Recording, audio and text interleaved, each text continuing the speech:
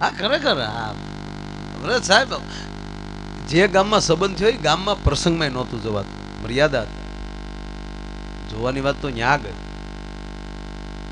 સંબંધ થઈ જાય પછી સમય પ્રમાણે તહેવાર પ્રમાણે ઘરેણા મોકલે, કપડાં મોકલે. પછી પેલા જે ઘરેણા મોકલ્યા દીકરી છે મોટી થઈ જાય એટલે તરત ન્યાલી કેવરાવે કે હવે આ તમારા સડાક ઝાંઝરીઓ તમે મોકલી ટૂંકી પડે છે, બીજી મોકલો. આવું બધું હાલતું, તહેવાર પ્રમાણે પ્રસંગ પ્રમાણે કંઈક મોકલતા. હવે આવું કાંઈ નહીં. સંબંધ થઈ જાય એટલે છોકરી છોકરો આમાં મારા દીકરા મોબાઈલ લઈ લે. આપણે એમ થાય ભાઈ વાળું કરીને હુઈ ગયો, હુઈ ન જોઈ ગોદડા હોપટ મેસેજ જતા હોય. કંટ્રોલ કંટ્રોલ કંટ્રોલ, માફક રહ્યો.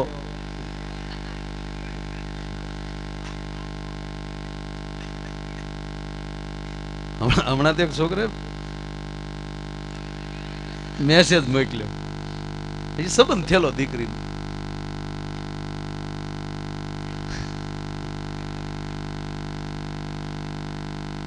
અને નવા નવા મેસેજ તો એવા જ હોય.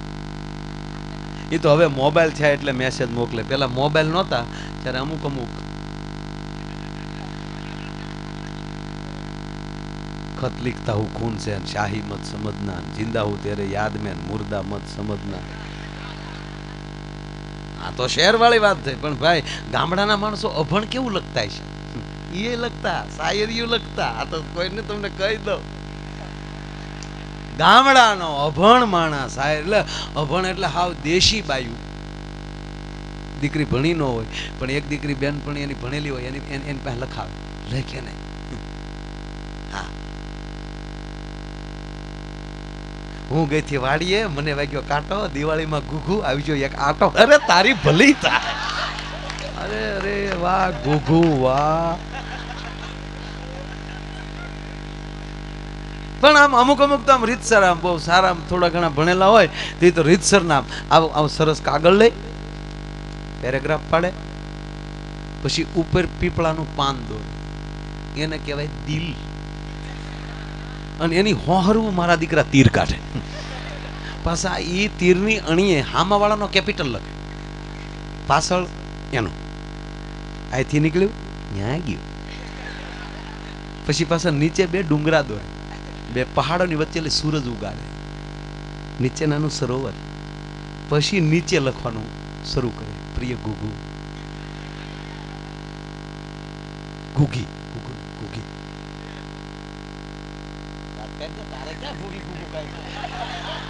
આ અમારે મંજીરા વહેલા શીખી ગયો, નથી બંધાતો, લ્યો મરી ગયા તો.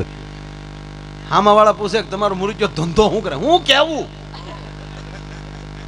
મેં એક બે વાર્તા શીખવાડી પણ ન કવિ મંડાણા.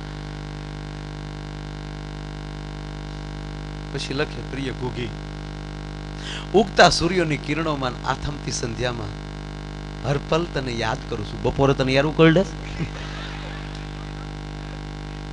પણ એક એક આખી મેસેજ મોકલ્યો ઓલા છોકરે.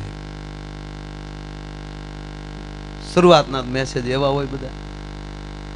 સૂતી હો તો સપના મોકલજે, રડતી હો તો આંસુ મોકલજે, હસતી હો તો હસી મોકલજે, જાગતી હો તો શમણા મોકલજે. દીકરીને મેસેજ આવ્યો, જોયું. દીકરીએ વાંચીને કીધું કે લુકેશ મરવાનો થયો, પણ શબીર જવાબ મોકલ્યો ટકો તોડી નાખ્યો. ટૂંકું જ લખ્યું, વાસણ ધોશું એઠવાડ મોકલું. ઓલા મોબાઈલ ગટરમાં નાખી દીધો કે આથી મેસેજ કરી મેસેજના પેટ ન હોય. એટલે હું ઘણી વાર જોક્સ કહું ને કે તો ઘરે આવીને ઘૂંઘટ ખોલ્યા ત્યારે ખબર પડી કે આ ભાઈ આવું જતું ને, પેલા જોતા નહીં, મળતા નહીં. હમણાં હું સુરત, આ બધા ઓળખે, બધા ગોવિંદ ભગત, એમના ફામે અમે રવિવારે જમતા હતા બપોરે. તો મારા હામા ટેબલે એટલે હામી ખુરશી પર કાકા બેઠેલા, એની મોટી જ ગોવિંદ કાકા જેટલી જ ઉંમર, એ ડાયમંડમાં બહુ મોટું નામ, એનું નામ નહીં આપું. એ મારે આમાં દાંત કાઢે. મેં કાકા દાંત કેમ કાઢો? મને કે ભાઈ તું ઓલું ઘૂંઘટનું કે ને એના દાંત આવે. મેં કીધું કા? મને કે આપણે એ લોટ ના રહ્યા ને. પછી મને એને વાત કરી, મને કે કોઈને વાત ન કરી તો કહું. કહો ને. મને કે ભાઈ મારા 45 વર્ષ પહેલા લગ્ન થયા. પાછું ભરતભાઈનું ગામ એ જ ગામ. એ કે ભાઈ 45 વર્ષ પહેલા મારા લગ્ન થયા, તેથી કે અમારા ગામમાં પાન મળતા. એ કે મારા લગ્ન છે ને ભાઈ, તું 2 પાન લેતો જો, એક એની હાટું ને એક મારી હાટું. પછી ભાઈ ન્યાજીને ઘૂંઘટ ખોલ્યો, પછી 2 પાન હું ખાઈ ગયો. મરો મરો.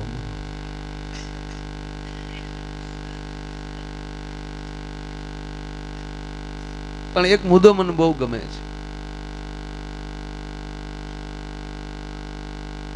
ઘણા માણસો એમ કે ફલાણા હારે 2 કલાક બેઠો, મુખ્યમંત્રી હારે 5 કલાક બેઠા, ધારાસભ્ય હારે અમને બેસવાનો મોકો મળ્યો, ફલાણા ને હારે અમે 2 કલાક બેઠા, વડાપ્રધાન સાથે અમને કલાક બેસવાનો મોકો મળ્યો. ત્યારે માણસને હું એટલું કહું, તું બધા હારે ભલે બેઠો, તું તારા પોતાના પાસે કેદી બેઠો? કોક દી તું પોતાની પાસે બેઠ, તું એકલા તો તારી પોતાની પાસે તો બેઠ. અને જે માણસ પોતાની પાસે બેસતો કલાક થઈ જાય, કલાક વિચાર કરતો થઈ જાય. અને ત્રીજી વાત કે મોટા સાથે ખાલી ભટકાવ ને તોય આબરૂ વધી જાય. મળવાની વાત તો ન્યા જાય, પણ ખાલી મોટા હારે તમે ભટકાઈ જાઓ. રાવણ રામ હારે ભટકાણો એટલે એની વેલ્યુ થઈ જાય. સબરી નાની હતી છતાં રામ એક મોટાની ભક્તિ કરી, આજ સબરી મોટી થઈ ગઈ. નકર સબરી ક્યાં આપણી પેઢીઓમાં કોઈ નામ યાદ છે? મારી તમારી 10મી પેઢીનું મને તમને યાદ નથી, એને બદલે એટલા 1000 વર્ષ પછી આજ મારા તમારે સબરીને યાદ કરવી પડે, નરસિંહને યાદ કરવો પડે, ગુરુ દત્તાત્રેયને યાદ કરવા પડે, માનસોયાને યાદ કરવી પડે. આ રોડ ઉપર ભેહું નહીં ભટકાઈ ગયું રોજ કોઈ દી આવ્યું સાપામ? આ સુરતના મેરા ભારત મહાન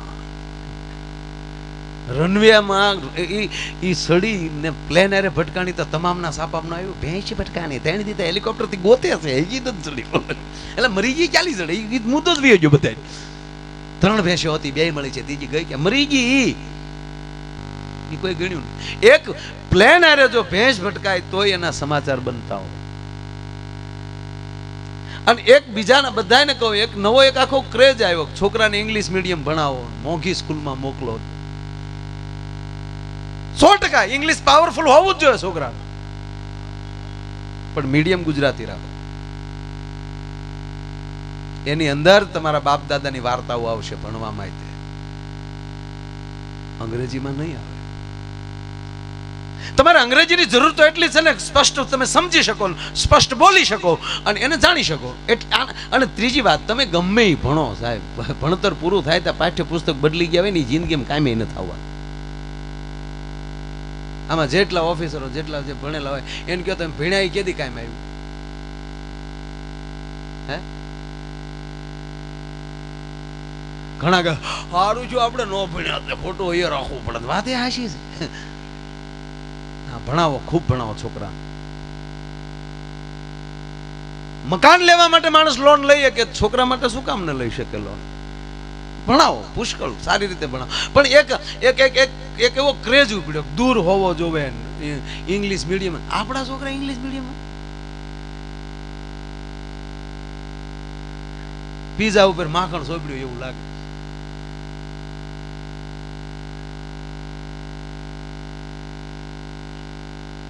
ભાગ વધી જાય તો ભણતર સાઈડમાં રહી જાય. એનો એક નાનો મારે પ્રસંગ કેવો છે તમને. ઈ માનવીની પાસે કોઈ એ માનવી આવે રે,